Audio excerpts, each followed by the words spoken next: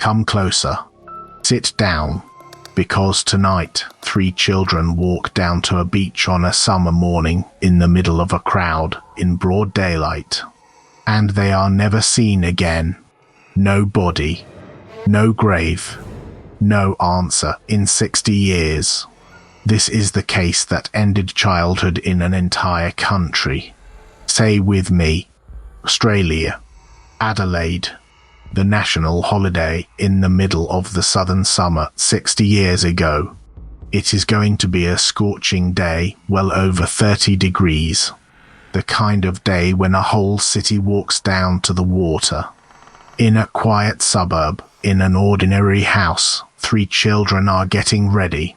Jane, 9 years old, the eldest. Serious, careful, the little mother of the group. Arnna, 7, the middle one. And Grant, 4, the baby. Their mother, Nancy, is doing what mothers did then.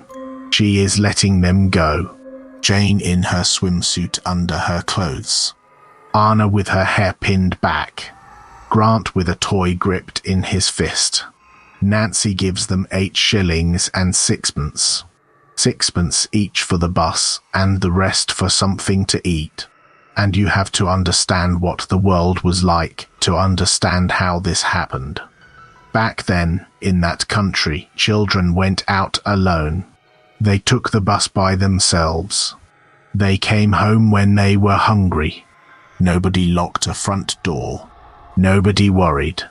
The idea that a stranger might take a child in daylight in front of hundreds of people simply did not exist in anyone's mind. It was not that parents were careless. It is that the danger had not been invented yet. The Beaumonts were not unusual. Every family on that street did exactly the same. And that is what makes this story so cruel. Nothing about that morning was a mistake. So Jane, Arnna and Grant walk to the bus stop. The ride down to Glenelg Beach takes 5 minutes. They have done it before. They did it the day before, in fact, the 3 of them alone, and they came home perfectly fine. The bus driver knows them by sight. He will remember picking them up that morning, 3 children sitting near the front, excited, on their way to the sea. Their mother gives them a little money for the bus and for something to eat. They are to be back for lunch. Their mother watches them go. That image, her 3 children climbing onto a bus, is the last one she will ever have of them. The beach is packed. Hundreds of people. Families, towels, umbrellas, ice cream. The sun is white and hard. Children everywhere, shouting, running into the water. It is the safest place in the world. A place where nothing can possibly happen because everyone is watching everyone. Later, the police will work out that at the moment those 3 children were taken, there were probably more than 1,000 people within sight of them. Noon comes. The children do not come home. Nancy's not worried, not yet. It is hot. They have probably taken the later bus. She keeps their lunch warm. She tells herself the thing every mother tells herself. They lost track of time. They are still in the water. 1 o'clock. The table is set. 3 plates. Nobody comes. 2 o'clock. Now she is worried. She walks to the bus stop and waits. She watches the doors fold open. Strangers step down. Not her children. Then the next bus. And the next. And the next. At 3, her husband Jim comes home from work and finds his wife standing in the street watching an empty road. Together they drive down to the beach. They walk through the crowd calling 3 names, over and over, in the noise and the heat. The afternoon burns down. The families pack up their towels and leave. The sand empties. And by evening the beach is dark, and there are only 2 parents left on it, shouting 3 names at the sea. That night, the police begin to search. And straight away, the witnesses come forward. And what they say makes everything worse. Because the children were not alone. Several people saw them that morning playing on the sand with a man. A tall man. Thin, athletic, sunburnt, in his 30s, with fair, sandy hair, in blue swimming trunks. He was playing with them. Lifting them into the air. Splashing them.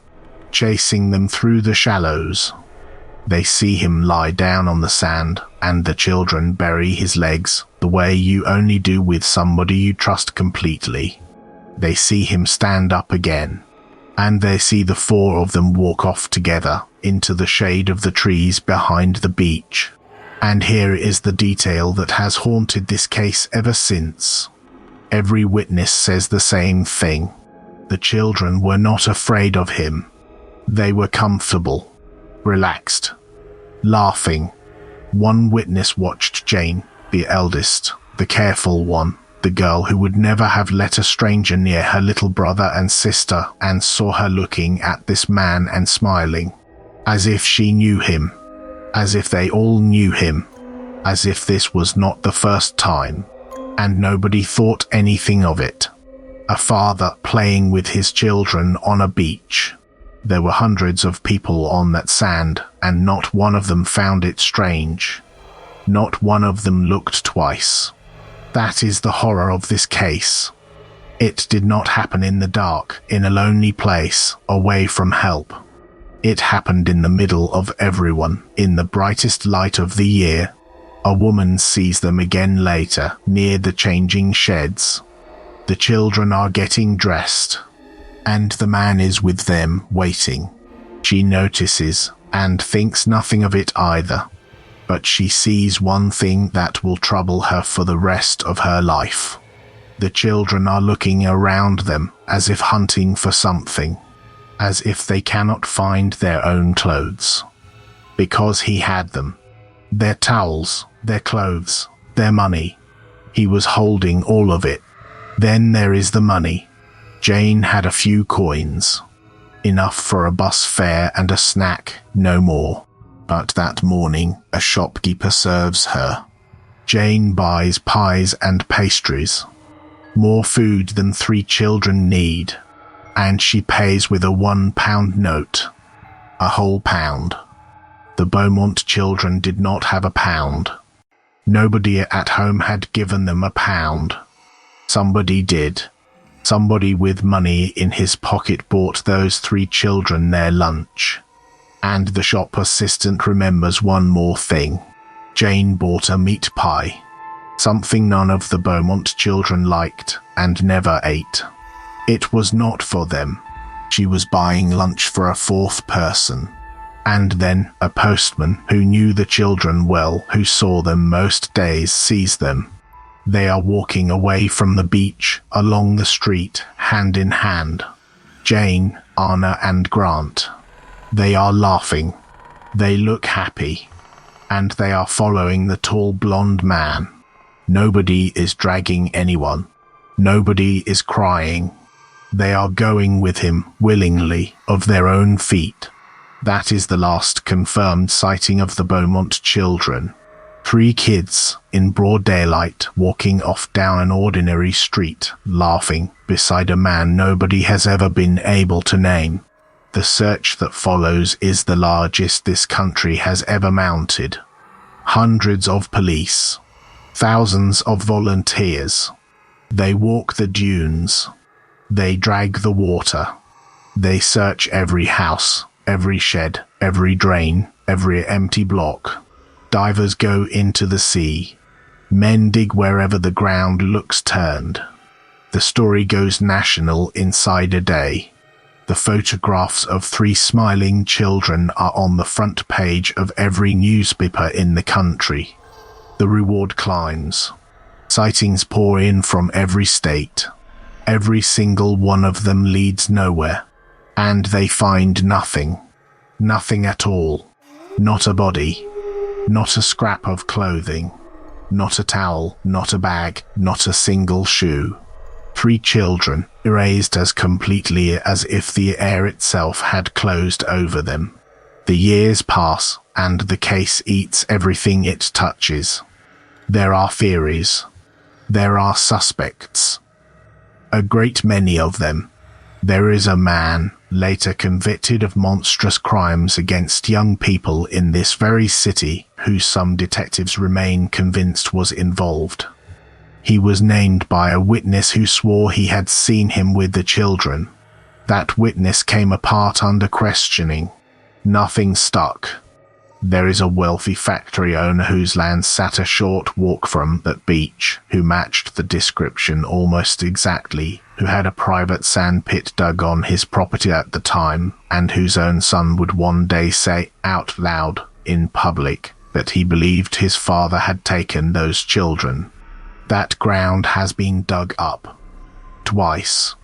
And both times they found nothing but sand and old animal bones. The man himself died long before any of that, having never once, in all those years, been questioned by anybody. There have been letters claiming the children were alive and well. Hoaxes, all of them. A clairvoyant flown in from the other side of the world, who found nothing. He pointed at the floor of a warehouse and said the children were buried underneath it. 30 years later the money was raised, the concrete was broken open, and the ground beneath it was empty. 60 years of rumor, of confession and retraction, of men accusing their own fathers. And not one fact solid enough to close it. And the parents? Nancy and Jim never moved house. Not for decades. They stayed in the same home with the same telephone number because if their children ever came back, they had to be able to find them. Sit with that for a moment. Every single day, for the rest of their lives, a door left unlocked for 3 children who never walked through it. Nancy gave one of the last interviews of her life as a very old woman. She was asked whether she still hoped. She said she had stopped hoping they would come home. She only wanted to know where they were so that she could be buried near them. Their marriage did not survive it. They grew old apart, and they died without ever knowing. That is the part nobody says out loud. This case did not only take 3 children. It took their mother and their father too, slowly, across 60 years. And a country changed. Before that morning, Australian children roamed free. After it, they did not. Parents started driving their children everywhere. Doors got locked. A whole generation learned a new sentence: do not talk to strangers. Ask anybody who grew up in that country in the years afterwards, and they will tell you the same thing. Their mother told them about the Beaumonts. Every child in the nation knew those 3 names. An entire nation lost its trust in a single afternoon because of one man on one beach. Nobody has ever been charged. The file is still open. Jane would be an old woman now. Arnna too. Grant would be a man in his 60s, with grandchildren of his own. The detectives who ran the case are dead. Most of the witnesses are dead. The man on the beach, if he is alive at all, would be over 90. And somewhere, perhaps, there is still someone alive who knows what happened at the end of that street. 3 children in the middle of a crowd on the brightest morning of the year. Hundreds of witnesses. And a man who simply walked away with them into the light and out of the whirl. So tonight, when you turn off the light, think about the postman. He saw them. He knew them. He waved. They laughed and walked on. And he thought nothing of it at all because it was the most ordinary thing in the world. Subscribe for more true stories. And you, who do you think the man on Glenelg Beach really was?